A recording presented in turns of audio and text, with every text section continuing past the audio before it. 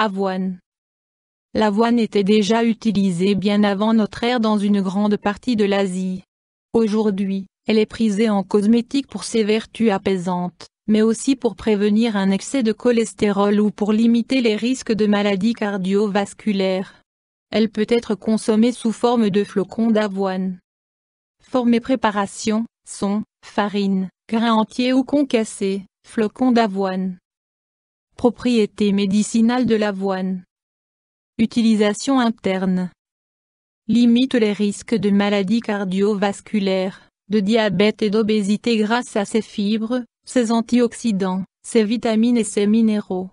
Contient du bêta-glucane, une fibre soluble qui favorise l'excrétion fécale du cholestérol. Normalise le transit intestinal et a un effet rassasiant rapide. Fortifiant nerveux, calmant du système nerveux, hypocholestérolémiant, adoucissant. Utilisation externe. En bain relaxant. Contre des maladies de peau, sécheresse cutanée, inflammation, séborrhée et démangeaisons. Indications thérapeutiques usuelles. L'avoine est utilisée pour la relaxation, pour faciliter le transit intestinal et pour contribuer à abaisser le taux de cholestérol. Elle a également des propriétés anti-irritantes, des propriétés dermatologiques calmantes, apaisantes pour la peau et qui réduisent sa sensibilité. Autres indications thérapeutiques démontrées. Troubles nerveux et insomnie, sevrage des accoutumances au tabac, asthénie, état d'épuisement, déminéralisation, convalescence, insuffisance thyroïdienne. Diminution du taux de cholestérol dans le sang, traitement des problèmes intestinaux tels que la constipation, insomnie, dépression, anxiété, impuissance. En bains locaux ou généraux, prurite, eczéma, tonique en médecine vétérinaire moderne. Histoire de l'utilisation de l'avoine en phytothérapie. Le terme avoine vient du latin avena. Il est apparu de la langue française au cours du XIIe siècle. L'avoine nous vient d'Asie, mais il en existe de très nombreuses espèces et sous-espèces. C'est pourquoi son origine tout comme son évolution reste obscure. Il semble que l'Avena sativa, l'avoine commune, et l'Avena byzantina, l'avoine rouge, proviennent d'une région regroupant l'Asie mineure, la Transcaucasie, l'Iran ainsi que les plateaux du Turkménistan. À l'origine, l'avoine était essentiellement utilisée pour ses propriétés médicinales. Sa culture n'aurait commencé que peu avant notre ère. Elle s'est peu à peu diffusée en Europe de l'Est et du Nord. C'est la médecine ayurvédique qui a développé l'utilisation de l'avoine non mature pour traiter la dépendance à l'opium. En Europe, elle fut utilisée dès le XVIIe siècle pour traiter les troubles nerveux, les rhumatismes, mais aussi la gale ou la lèpre. Description botanique de l'avoine. L'avoine est une plante herbacée annuelle pouvant atteindre 1,50 m de haut. Sa tige est mince, creuse et non ramifiée. La feuille linéaire est alterne, étroite et engainante. Elle est inscrite sur des nœuds renflés. Les épis mobiles pendent à la fin de la floraison. Deux espèces sont les plus connues, l'Avena sativa qui correspond à l'avoine commune et l'Avena fatua qui est l'avoine sauvage, également nommée folle avoine. La plante s'adapte à tous les terrains et à toutes les conditions climatiques, mais se développe mieux dans les régions tempérées et en altitude. Elle est généralement cultivée comme céréale ou comme fourrage. Le son est l'enveloppe de la graine. Composition de l'avoine. Parties utilisées. Les parties aériennes vertes sont récoltées juste avant la floraison. On utilise presque toute la plante, les parties aériennes dans un but médicinal, paille, sommitée fleurie fraîche ou sèche, et les grains entiers avec le son dans l'alimentation, grains séchés, grillés puis décortiqués et écrasés pour faire des flocons d'avoine, du gruau ou de la farine, de la paille, fourrage, et du son. Principe actif.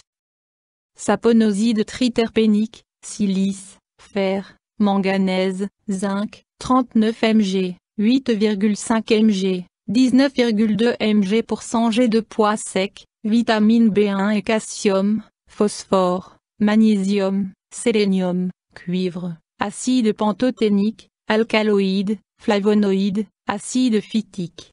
L'avoine contient plus de protéines que toutes les autres céréales ainsi que de nombreux minéraux. Utilisation et posologie de l'avoine. Dosage. Pour le bain, dans 1 litre d'eau, faire bouillir et infuser 250 g de flocons d'avoine et verser l'infusion dans un bain. Action émolliente permettant de lutter contre la sécheresse cutanée, dartre, eczéma. Action apaisante pour démangeaisons cutanées et douleurs rhumatismales. Pour les enfants, les doses doivent être divisées par 2, soit 50 g de feuilles ou 30 g de farine pour un bain. Alimentation, 75 g de flocons d'avoine par jour. Infusion, dans une tasse d'eau bouillante, faire infuser durant 10 à 15 minutes une grande cuillère à soupe de flocons d'avoine. Boire 3 tasses par jour pour diminuer les douleurs à la gorge et stimuler l'appétit. Teinture mère, de 3 à 5 ml 3 fois par jour pour lutter contre la fatigue nerveuse. Teinture mère à raison de 50 ml 3 fois par jour en début de repas pour la désaccoutumance au tabac. Pour le sommeil, gruau, feuilles, tiges en infusion, 3 g dans une tasse d'eau bouillante avant le coucher. Pour lutter contre le constipation et prévenir la formation du mauvais cholestérol, LDL, 40 g de son d'avoine ou 75 g de gruau tous les jours. Précaution d'emploi de l'avoine. Dans des proportions normales, l'avoine n'a aucun effet indésirable et peut être utilisée sans risque, sauf en cas d'allergie avérée. Contre-indication. L'avoine contient du gluten auquel de nombreuses personnes sont allergiques. Sans être manifestement allergène, le gluten peut tout de même causer certains troubles généraux. Il est généralement déconseillé aux femmes enceintes ou allaitantes de consommer de l'avoine, en l'absence d'études scientifiques. Les flocons d'avoine crus ne sont pas très digestes et doivent être introduits progressivement dans l'alimentation, en absorbant beaucoup de liquide. Effet indésirable. Une consommation excessive peut entraîner des ballonnements et des flatulences. Les infusions d'avoine peuvent avoir une influence sur la vigilance des conducteurs. La consommation de son d'avoine doit être accompagnée d'une prise suffisante de liquide afin d'éviter la constipation. Interaction avec des plantes médicinales ou des compléments. Pour lutter contre l'anxiété, mélangez l'avoine avec de la balotte et de la mélisse. Pour lutter contre l'émotivité, il convient d'associer l'avoine et le coquelicot. Interaction avec des médicaments. Le son d'avoine ne doit pas être consommé en même temps que les médicaments prescrits contre l'excès de cholestérol. Dans tous les cas, il est préférable d'attendre au moins 2 heures entre la prise de médicaments et la consommation de son d'avoine. Avis du médecin. Les bienfaits de l'avoine. Les soins pour la peau à base d'avoine ou les cosmétiques ont des vertus apaisantes pour les peaux sensibles ou irritées. La consommation régulière de son d'avoine permet de maintenir un taux normal de cholestérol LDL dans le sang. Le son et le gruau d'avoine aident à régulariser les taux de sucre dans le sang après un repas.